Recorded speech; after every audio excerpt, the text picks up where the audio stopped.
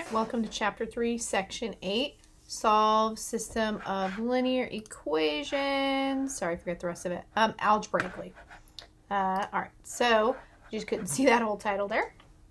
So this is for Math 8. Just as always, I'm going to go over a couple of the features on the screen here. The first thing that you should see right before attempts there on your student screen would be the due date. I don't see that on the teacher preview here, but you will see it on your screen, so it'll just tell you when it is due or was due if it's late. Attempts here tells me that I'm on attempt number 1 of unlimited attempts. That means I can submit this assignment as many times as I would like. I can just keep on coming back in and retrying. Number of questions. There are 5 questions here for this particular assignment. So in this section, there's going to be anywhere from 1 to 10 questions depending on the assignment or this section. This assignment will always have 5. Grading policies, best score, which means that whichever attempt is the best one is one you keep, and partial credit is enabled. So if I answer 1 of 5 questions, I get credit for my 1 question.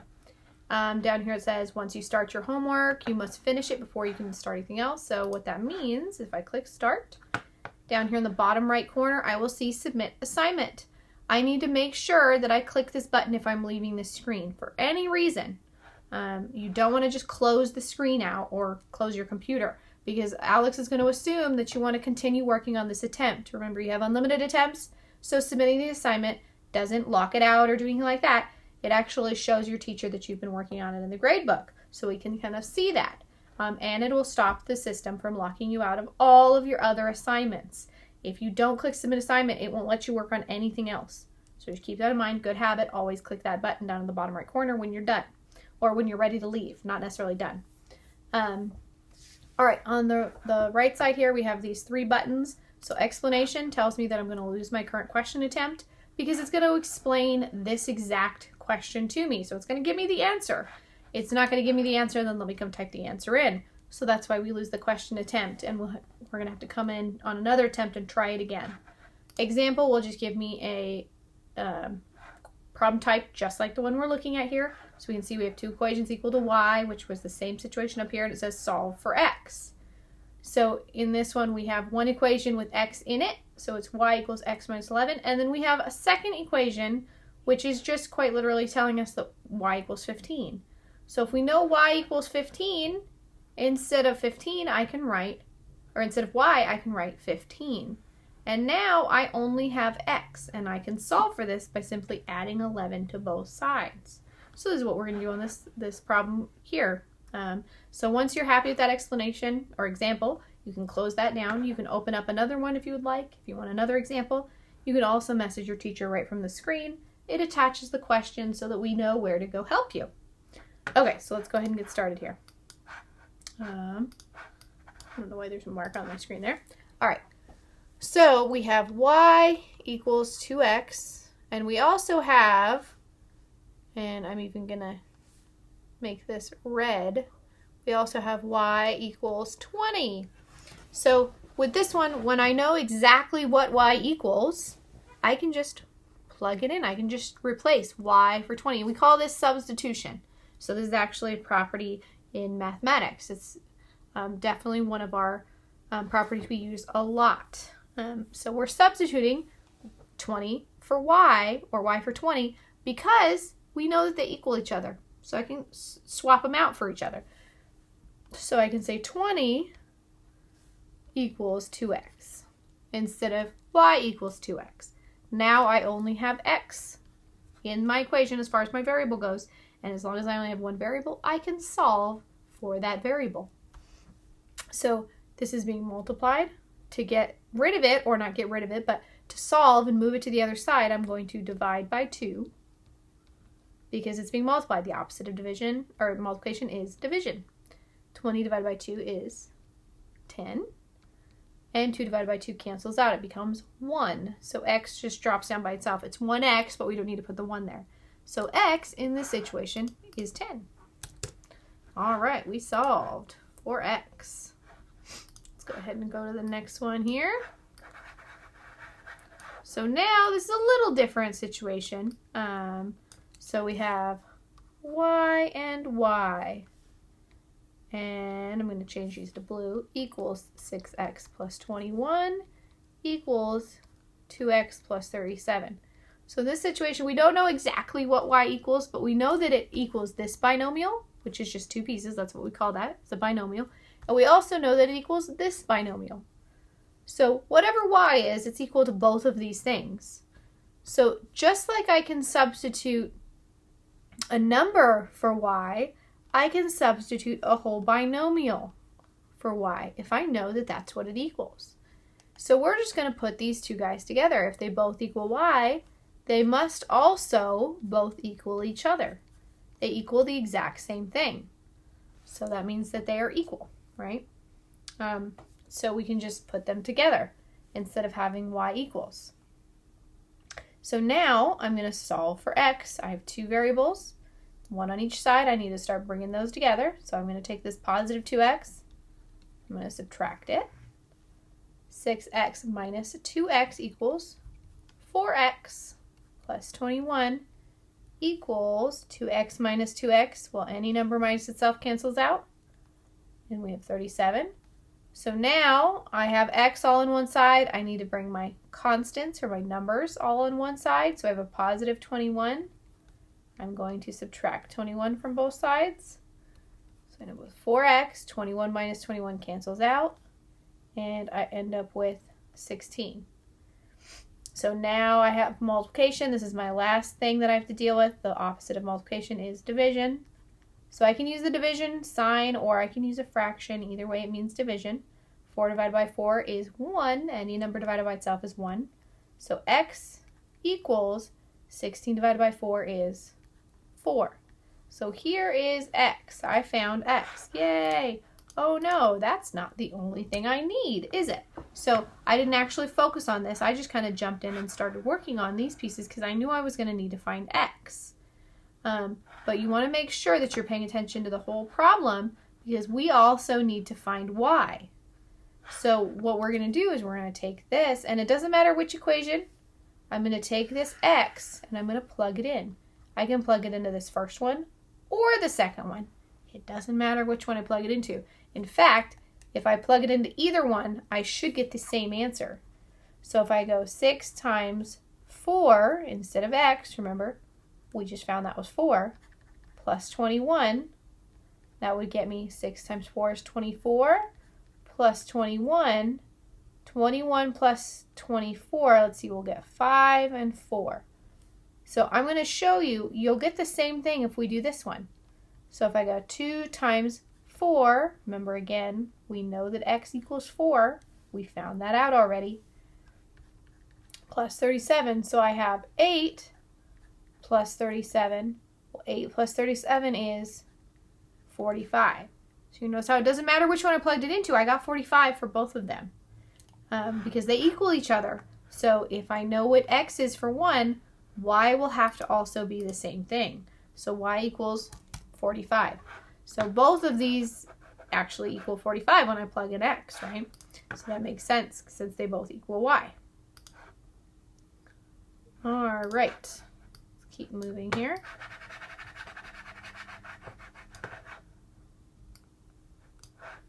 Okay, so we have y equals 2x minus 7.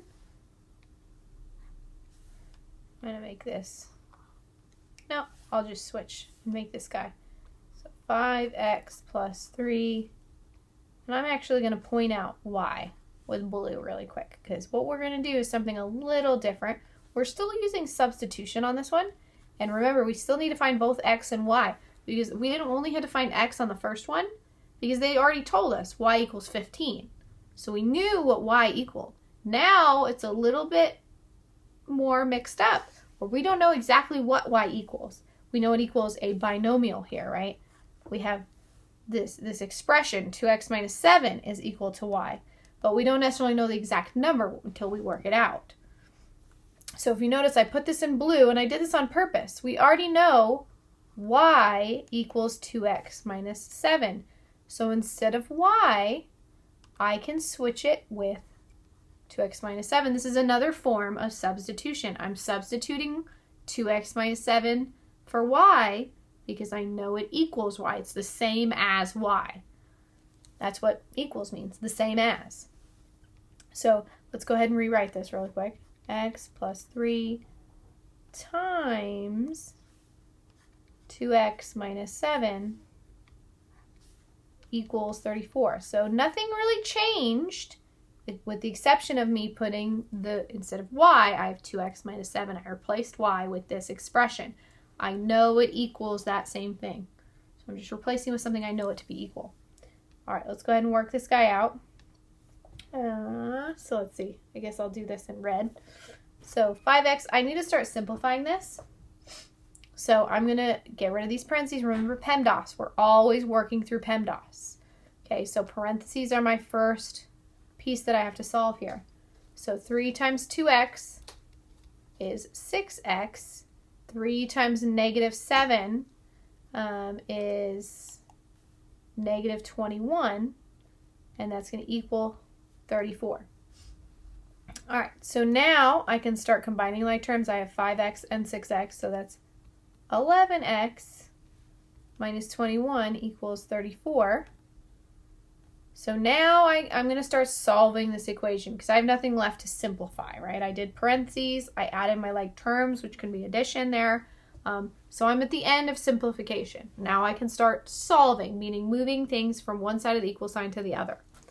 So I want to focus on what's being added or subtracted first, because that definitely simplifies the process here. It's negative 21, that's why I'm adding 21 to both sides. Negative 21 plus 21 cancels out. 11x equals 34 plus 21, that's going to be 5 and 5, right? So now I can deal with this multiplication, and I can divide by 11. So I use the division symbol here. On the last one, I use the fraction symbol. Either way, it means divide by 11. Or fractions are just another way to write division. 11 divided by 11 cancels out. It becomes 1. So x drops down by itself. 55 divided by 11 becomes 5. So now I have my x. I know what x equals. So now I have to go back and find out what y is. Because remember, that's only half of my answer. I need both pieces here. So I'm going to go back up to the top and I'm going to plug this in right here. Okay, so I'm going to go y equals 2, and I'm going to put this in red just so we can kind of see the drama here. 5, and that was minus 7. I don't know why they came out like that. That looks really funny. Minus 7. Okay, so here we have our expression. And I just need to work this out. I already have y equals, so I just have to work out the right side of the equation here. So y equals 2 times 5 is 10 minus 7. Y equals 10 minus 7 is 3. So now I have both of my pieces there. Yay! All right. And what this means too, and we haven't talked about this, we were graphing, we were solving with graphing on the last section, and that was showing when two lines cross. So if we have two lines that cross, the solution is where they cross, right there, that point that they have in common, that we call their solution. So that's exactly what we're finding right now with x and y. We're finding the coordinate where these two lines cross. So in this case, they would cross at 5, 3 if we actually wrote this as a coordinate. So that's actually what we're finding right now, is where do these two lines cross? Or do they cross? Sometimes they don't always cross, which we found out in the last section, right? We can have parallel lines and they never cross. They're always the same distance apart, kind of like the sides of a road, a basic road that's not, a freeway with lines being added and subtracted.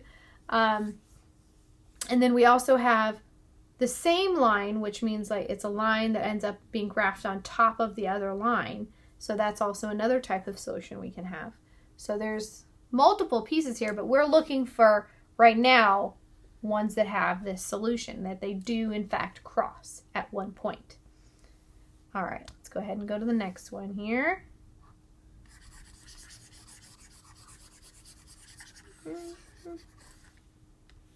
All right, so the sum of two numbers is 55. The larger number is 9 more than the smaller number. What are the numbers? All right, so we have to break this down. We need to create two equations because we've been looking at two equations this whole time. So that's kind of a big clue. That's what we're going to be doing on this one, is we're going to be creating our own equations. So I have the sum of two numbers. I don't know what these two numbers are, but I know I have two of them. So I'm going to say I have x and I have y. And the sum of them, if we think, we need to remember what sum means. So if we don't know what that means, we might have to look it up. If you didn't know that already. But sum means addition. And the sum is 55. So here we have our first equation. The sum of two numbers is 55. The larger number is 9. So we just have to decide, is x the larger number or is y the larger number? It doesn't matter which one is which for right now. So the larger number is 9 more than the smaller number. So let's go ahead and we're going to decide. I'm just going to make it so that y is the larger number. And y is, let's go with 9 more than the smaller number. And I'm even going to make this x here blue so we can kind of see that. Okay. So the main thing is, and I'm actually going to change this to red so we can see because it's equal to y. So now we have our two equations. It's 9 more than the smaller number. That equals the larger number. Both numbers added together, where the sum of both numbers is 55.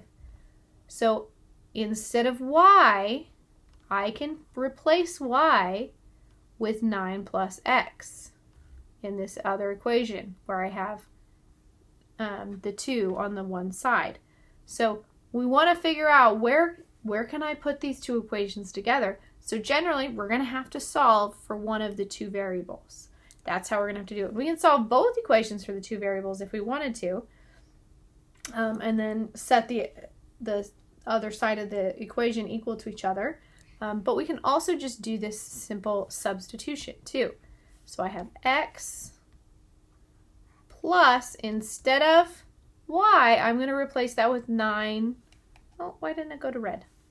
9 plus x, because I know y is also equal to 9 more than that smaller number. It's the same thing. Equals 55. If I add this together, I should still get 55. Because remember, 9 plus x is just another way of saying y. So let's go through and let's go ahead and solve for these. So we have x plus x, that's 2x, plus 9 equals 55. So now we're going to start to solve this. I need to start to get x by itself, so I'm going to start with the addition and subtraction. So I'm adding 9. I need to subtract it from both sides. That way I can cancel it out on the left side and it moves it over to the right side. 55 minus 9, let's see, we end up with 46. And 2x equals, because these guys canceled out. So now I have times 2. I'm going to divide by 2. 2 divided by 2 is 1. 46 divided by 2 is 23. So here's my first number. It's 23. I'm not done yet. That's my smaller number, right? We kind of made that decision here. Y is going to be the bigger number. So now I have to take this 23 and plug it in here. So I'm going to have y equals 9 plus 23. So y equals 9 plus 23 is going to be 32. And if I test this out, 3 plus 2 is 5, 2 plus 3 is 5. I do in fact get to 55, so I can kind of test that really quick and make sure that they do in fact add back up to 55 the way they're supposed to. 32. All right. So that was a little different. We had to write our own equations on that one. All right, let's look at this word problem here. So we have the sugar sweet company will choose from 2 companies to transport its sugar to market. So we're thinking it's a sugar company. Transporting means I'm probably going to need a truck of some kind. And in this case, we're transporting sugar, right, to stores, to the market. So the first company, and I'm going to start writing this down as soon as they give me information. Well, I don't know why I wrote $. I'm just losing my crazy mind. First company charges $4,296 to rent trucks, plus an additional fee of $200.50 for each ton of sugar. So let's go ahead and write this down. First company charges, so there's a $4,296 charge plus $200 $200.50 per ton. Okay, per ton of sugar, but I'm just being a little lazy there and writing per ton. The second company, they charge $5,500. So they charge $5,500 to rent the truck. So that's just to rent the truck. So this is the truck rental. And that's for both of these, this one and this one. So it just depends on which company we go with there. And they also do an additional fee, so it's plus $125.25 per ton. So here we've kind of reduced it down into just the numbers that we kind of need to think about. So the first company and the second company. We don't have true expressions yet as far as, just having them written in a numerical sentence, but we've broken it down. We've gotten rid of all the extra information. Okay. So the first question says, for what amount of sugar do the two companies charge the same? So we need a little bit of an expression here. So the first company, instead of saying per ton, I'm going to say this is going to be times T. So times T. So we're going to change this up. We're going to have 4,296 plus 250. And then we're going to have 5,500 plus 200, times T. Sorry, I forgot the T. 25 times T. So I didn't put the dot T because that, when we smush them together like that, it means multiplication. So it's asking when their charge will be the same. So what it's asking us to do is say, when will these two be equal? When is company 1 or the first company equal to the second company? That's what it's asking when it says, when will they be the same? So it literally wants us to set them equal to each other, just like we just did. And then we're going to solve for T. How many tons do we have to transport from each company for them to have the same charge? So what we're going to start doing is combining like terms here, and they do give us a calculator on this one because we have some decimals, so they're being a little nicer on that one. So let's bring our variables together here. So this is a positive 125.25, so I'm going to subtract it from both sides. I have $4,296, and let's see, we get 200, whoops, where'd the 2 go? 200.50. I'll go ahead and put the 0 in there. I know that bothers some of my students when I leave the 0 off. So we're subtracting these two amounts. And you may have been able to do that in your head because that one wasn't too terribly bad to do in our heads. Right? Equals 5,500. Any number minus itself cancels out. Alright, so now I have my variable on one side. I need to bring my constants on one side. So I have a positive 4,296. I'm going to subtract that from both sides here. So any number minus itself, again, cancels out. 75.25t equals, and we'd have 5,500. Ooh, too many 5s. Minus, and again, we can probably do this one without a calculator. This one's not too terribly bad to do with a calculator. I'd only have 4 more to go to get to 300. And then from there, I could hopefully pretty easily figure that out if I didn't want to use the calculator there. So not too bad there. All right, so what this represents right now, the 75.25 is the difference in the charge per ton. So that's when we subtracted these. It's a difference of 75.25 with how much they charge. This is also, this other side here, this 1,204, that's the difference in the truck rental price. So we're actually comparing the differences right now. That's what we're doing when we break this down. So the last bit we get to deal with is this multiplying by t. So we're going to divide by 75.25 on both sides. And you notice I keep doing this throughout the problem. I write division sometimes I write it as a fraction. It's one of those things we need to get used to seeing it both ways because sometimes we see it one way and sometimes we see it another. Any number divided by itself cancels out. So now we're going to take this and we're going to go divided by 75.25 and we get 16 tons.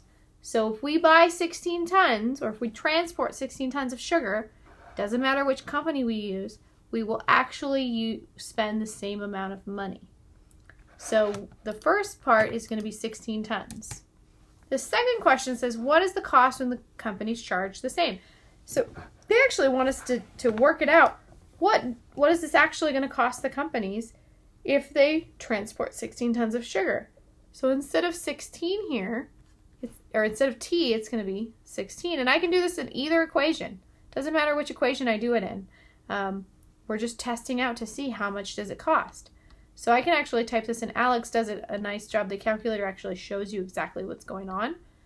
Some calculators do not do this, where you can actually see all the operations happening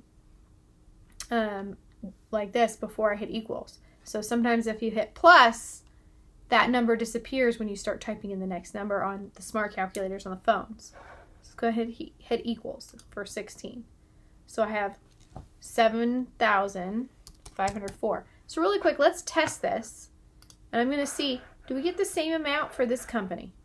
So we have 5,500 plus 125.25 times 16.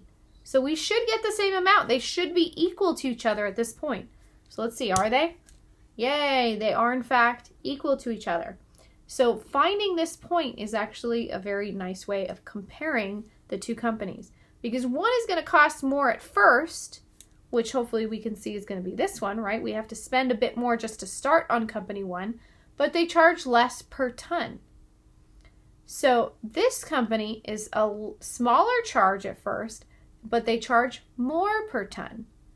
So what this 16 is the point at which we have to make a decision. If we're going to do less than 16 tons, company one might be a better option. The original charge is lower. But if we're going to do more than 16 tons, and this is the point where they're equal, so more than 16 tons, I want to start paying less per ton. So company two might be a good option there. So that's why we want to compare this. We can do this even in the store sometimes we don't have to be dealing with such big numbers. We can do this with smaller items too, is, how much, which one is the better option based on this kind of, it's not really a break-even point, but it's the point at which they're the same. So we have to be able to compare those two quantities and think about it. So the main thing here is just, it might look like this is the better option because I'm starting off with so much less for the charge. But if we're going to be transporting more than 16 tons of sugar, it's actually going to be costing me a lot more in the long run because I'm paying $75.25 more per ton of sugar than I am in the other company. At that point, I'm paying a lot more. So it just depends on how much we're transporting. All right, so let's go ahead and close this guy, and I'm going to go ahead and click check. It might give me grief here about, oh, it didn't do it. Sometimes it gives me grief about no commas because that's the proper way to do it.